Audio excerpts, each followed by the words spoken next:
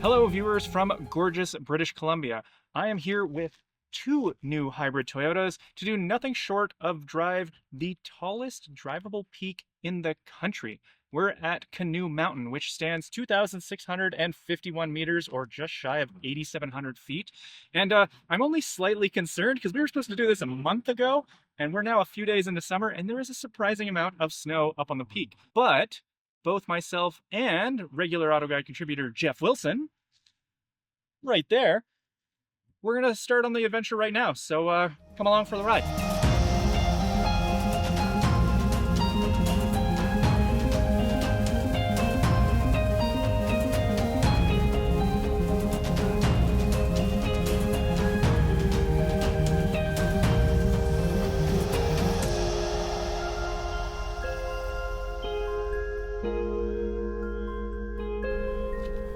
So we start in the Tacoma because that's just the one that I happened to pick for the beginning of this adventure. And the Trailhunter is definitely the more capable vehicle here because of the added ride clearance. I can just roll over pretty much any rocks without really any concern. That being said, this thing is basically the size of a small bus, so I really have to pick my lines and kind of stick with them. Like right now, I have to carefully navigate this tight corner, whereas the Land Cruiser has enough play that it can kind of pick and choose its lines as it wants. Or I guess Jeff, not the Land Cruiser.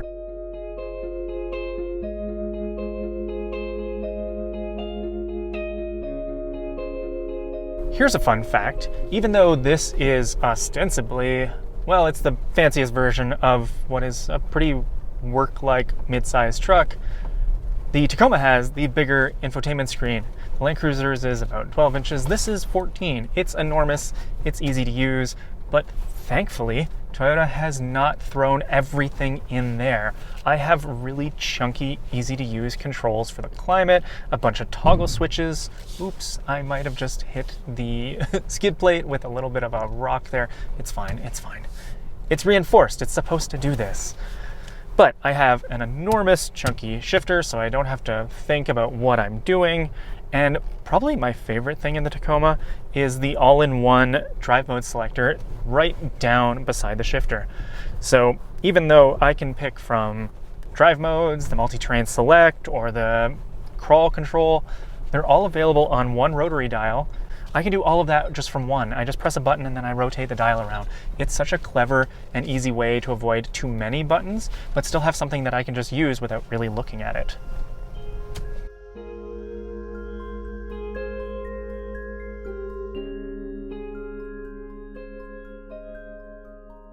So if you get into the really gnarly stuff, of course you have the rear lockers and the front stabilizer disconnect.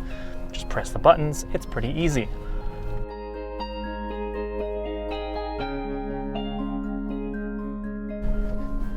So this does ride a little harsher than the Land Cruiser, and I mean, it's sort of expected because this is a very serious off-roader, so it's more capable.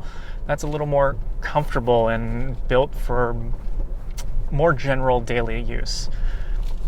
It's still pretty easy to get along with, but it's something that is easy to contrast and compare when we're driving both of these back to back.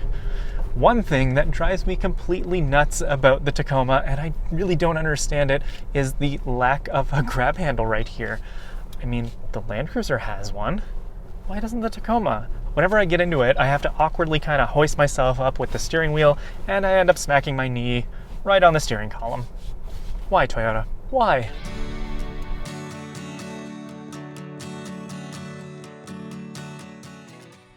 All right, so right now we are at about 2,000 meters, so still quite a ways to go, but the Taco's making short work of it.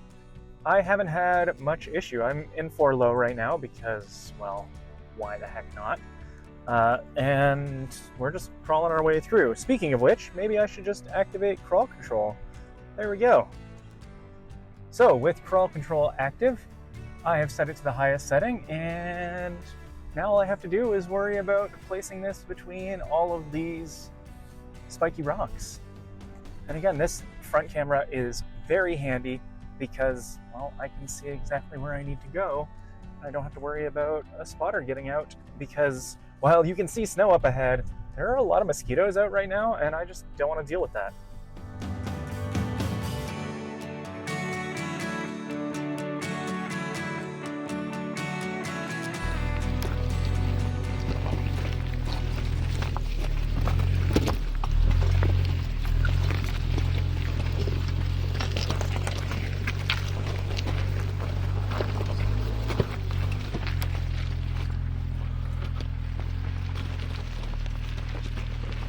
Well, after a fair amount of taco time, I have convinced Jeff to let me drive the Land Cruiser, and after spending all that time in the truck, it is mostly familiar in here, but there's just a few differences. It's like one of those spot the differences games on the back of a cereal box.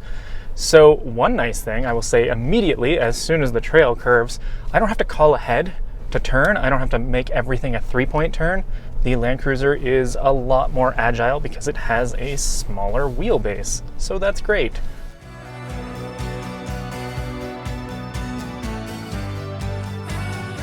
Another great thing that I really enjoy in both vehicles is, well, the powertrain.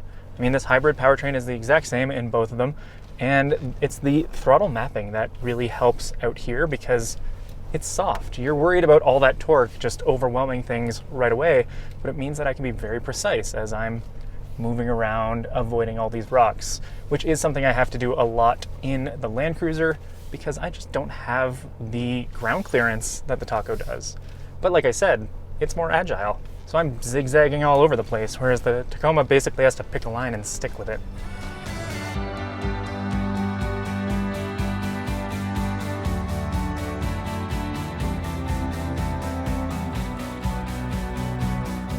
All right, so new sit rep. We are now pretty clear of the tree line. There's only a few small ones, and I can see the top off in the distance, so we can't be that far off.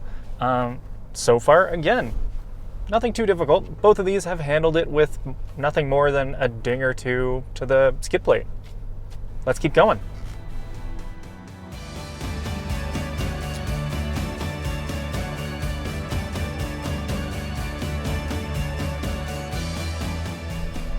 So you know how I was saying that things are pretty much the same, but just a little bit different? Yeah, that applies to things like the camera button. I'm looking for that because this doesn't have the ground clearance that the Taco does. I'm trying to avoid the big rocks, and it's tucked away just by the wireless charger where it's not easy to see for the driver, and it just makes it that much more difficult for me to access it when I need it because, I don't know if maybe this is one of those prototype things, but it disappears after I go about 10 kilometers an hour. I know I've been a little critical of the Land Cruiser because it maybe isn't quite as hardy and extreme off-road as some other options out there, but it is still really well done in here. Toyota has been really smart by putting a lot of soft touch materials right where your knees might bash around off-road. And I mean, most of the controls are easily laid out. They're all within hand's reach. I do wish that the switch between 4 high and 4 low was a little more substantial than this little twiddly bit down here. But if that's my biggest complaint, everything else about the Land Cruiser is just, well, really comfy. And you get a great view out. The Tacoma kind of feels like a tank at times because it has such a raked windshield, whereas I have a low, oh, sorry, I am completely distracted by that enormous dude right there. Okay, so I'm just stopping for a second here because everyone else has seen them, but I have only just seen my first marmot. He's enormous, and I get the distinct feeling he's gonna pull one of those Gandalf, you shall not pass things. So, yeah, look at that. He's huge! No kidding, that's like the king of all marmots.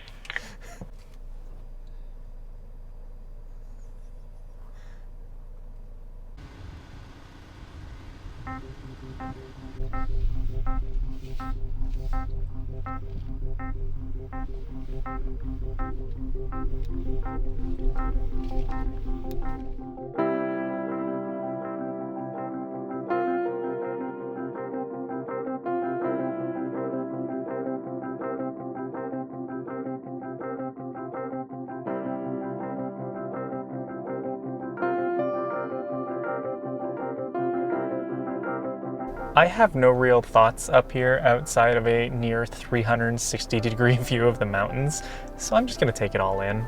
That's it. I'll let the visuals talk.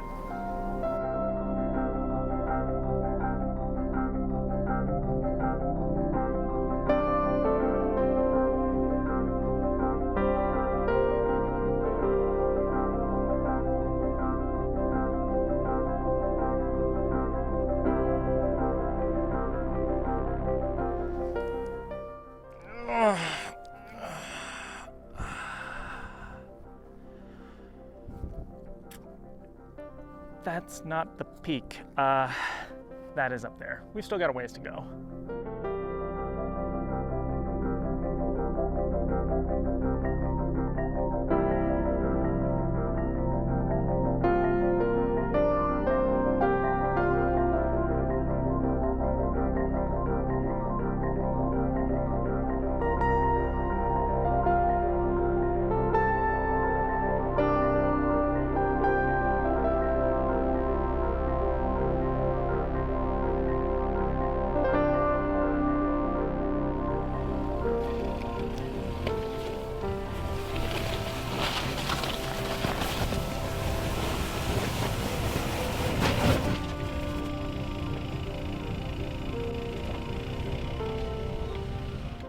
So slightly disappointing sit rep.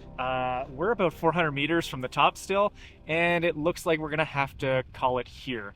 The snow is getting deep very quickly despite it being the end of June, and without chains, we're just a little bit worried about safety. The edge here is a bunch of loose rocks, and just up ahead, the snow gets right to them, so it's not exactly an easy path. I was watching Jeff up ahead in the Land Cruiser, and it's snaking 30 degrees sideways every few feet. So you know what? The marmots are screaming. We understand we're not entirely welcome, so we're gonna turn around and head back down the mountain.